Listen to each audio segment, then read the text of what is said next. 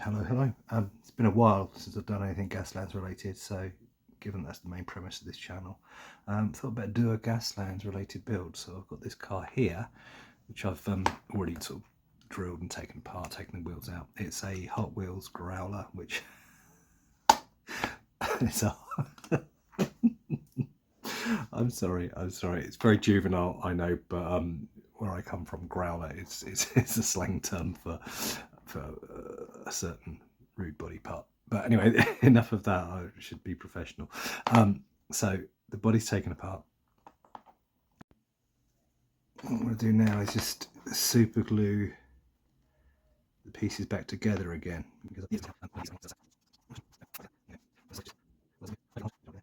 Leave that for the glue to go off now. Yeah, okay, so I started and didn't press record. So I've stuck as you can see, a little spar across the top there. What that is, it's a snipped off piece of sprue. Now we've all got, as modelers, I'm sure, all got bits of sprue kicking around somewhere. And they can be useful. Just cut them down, cut them to size, whatever. And I'm just super gluing some 3D printed missiles onto the roof bar of this vehicle. There you go. I'm going to try and find somewhere to attach these machine guns now, and it will probably be on the sides, or maybe in the front there. No, on the sides. So I'll have a mess around with those and see what it looks like when they're stuck on. Are they straight? I don't. Are they straight? They're straight enough. So this thing is going to go on here somewhere, somehow. Now my concern is, let's clip off some of the stuff on the back just to try and make it fit a bit better.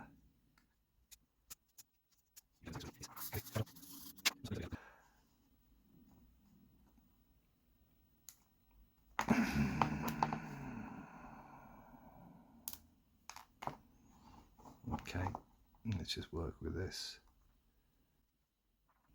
It works out. I'm annoyed, but these bits could still be useful potentially. I'll put those aside. Maybe they'll be useful for something. So I'm going to have to do something with these wheels. And the engine.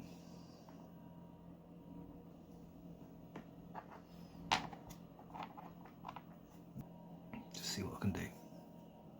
So the wheels, the back wheels, I've got some plastic rod which kind of cut to length. These are going to fit in here, then they're going to go in there as big wheels. So I'll stick those in and come back when I've done it.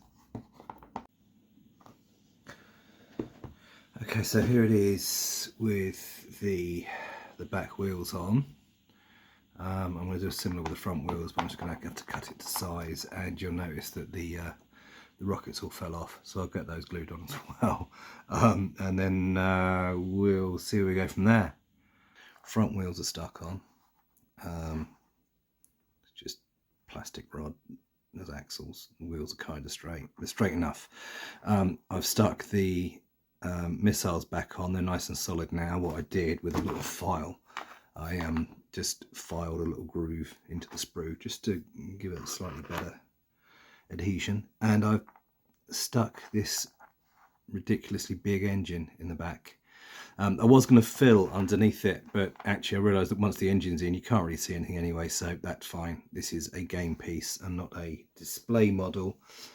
Just wondering now what to do with these two little bits that snapped off the end of the ram at the front.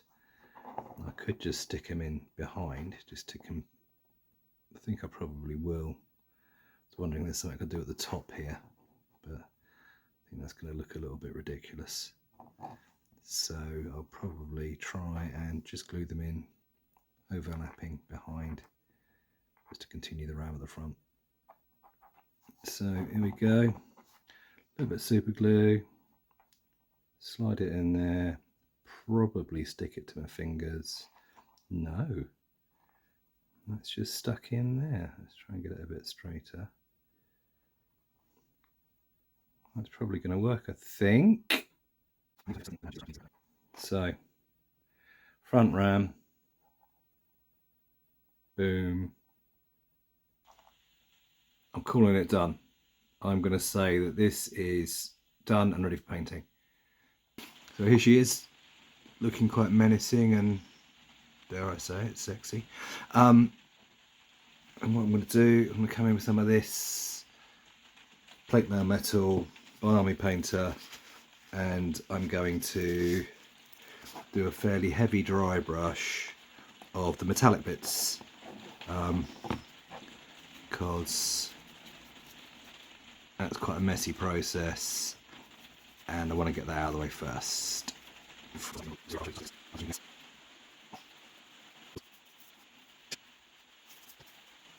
So that's done so far. I'm going to try a little bit of Model Air Chrome, which I have used before, and it is quite a nice bright silver. And just give it a light dry brush over the top, just see if I can pick out some slightly more sort of highlight detail type stuff. I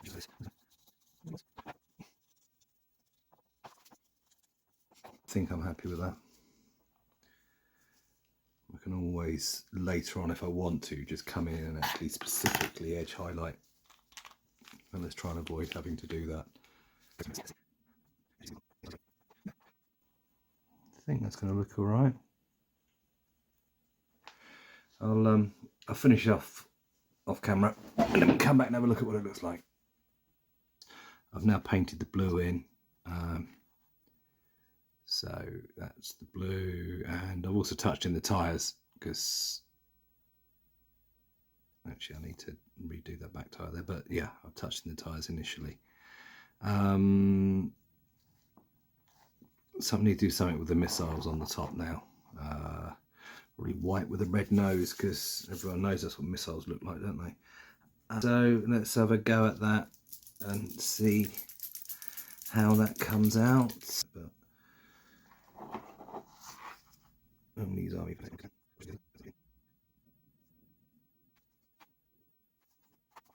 I've painted in the white rockets and I put some red noses on them, because why not? I've also, while I was at it, I just painted in the top of the air filter on the engine, just to give it a little bit more variety. I'm going to be doing a wash over the whole thing now with some Army Painter dark tone. I have mixed it 50-50 with the Army Painter Quick Shade Wash Medium, just to make the wash itself slightly less dense, give it a slightly more subtle effect. Now when you use this stuff, you do have to take a leap of faith, because it doesn't come out of the bottle looking clear. It looks quite opaque, so it actually makes the wash, like I say, look opaque, which is scary, because you think you've ruined your model. But as it dries clear and it dries matte, which is what I want. So I'm just making sure I get this wash everywhere, so that it's going to settle into the crevices. As always with these washes, because they're quite liquid, although you're slapping it all over, you've got to be aware that this stuff is going to pull with gravity, and so once it's on there, you'll probably want to wick it away in places with a clean brush, just to make sure that it's not settling into horrible big puddles, like for example on the bottom of the ram there. You can see that's starting to pull.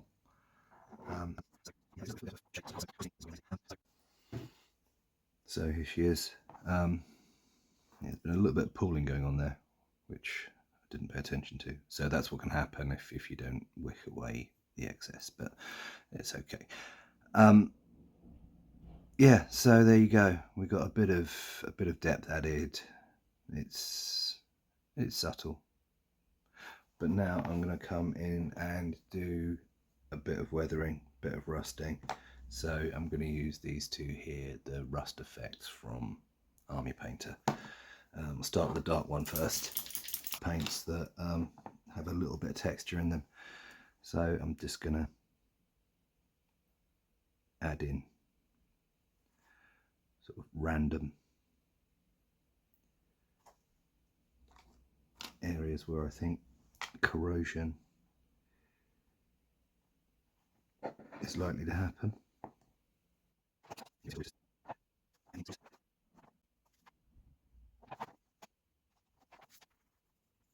can come in and touch it in smaller patches with the fresh rust now.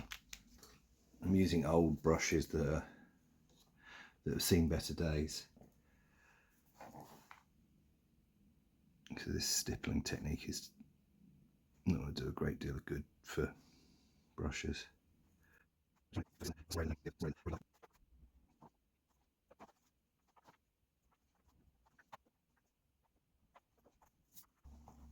So I reckon that'll do. It's added a bit of interest.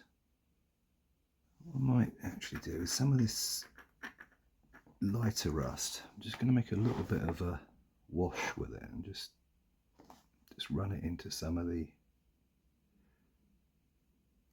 recesses.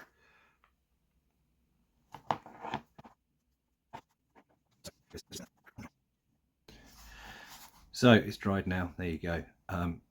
Pretty much done, I think. I'm just going to do one last thing. I'm just going to try out this rust tone from Army Painter. I'm going to put it on neat in places, just see if it has any kind of interesting effect. So let's just try. Maybe a bit too much. Let's wick some of this away. Just drying the brush off and drawing it off. Yeah, it kind of works. Let's try it in a slightly more controlled manner elsewhere. Let's try a bit on the side here and see what that looks like. So just run it into there.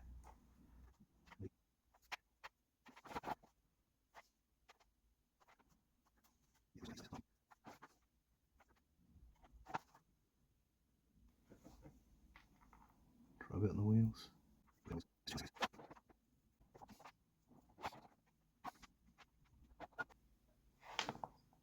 Well, let's leave that to dry, see if it makes much of a difference. I'm not sure it's going to make a huge difference, but so I think I've done all I need to do with the rust now. It's looking pretty weathered. The very last thing I'm going to do is a little bit of dusting, weathering using Army Painter Desert Yellow. I'm going to be dry brushing, light dry brushing all over the lower section of the car. Just dry brushing and stippling, trying to just dust it up a little bit.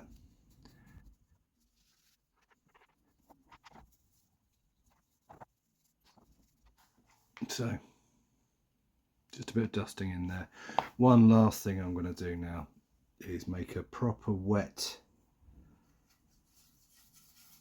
mix of the mud, the dust colour, really wet, and just wash that into the cleats on the tyres.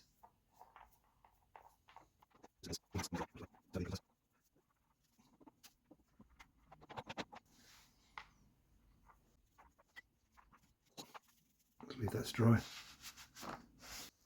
So here we are. This is the bit you've all been waiting for, I'm sure. What does it actually look like? Well, I'm fairly happy, to be honest. I think it looks okay. But what do you think? Let us know in the comments below. Do you like it? Do you hate it? What would you do differently? All that's left for me to do now is say thanks for watching. I do hope you've enjoyed it. And if you have enjoyed it, please pop us a like.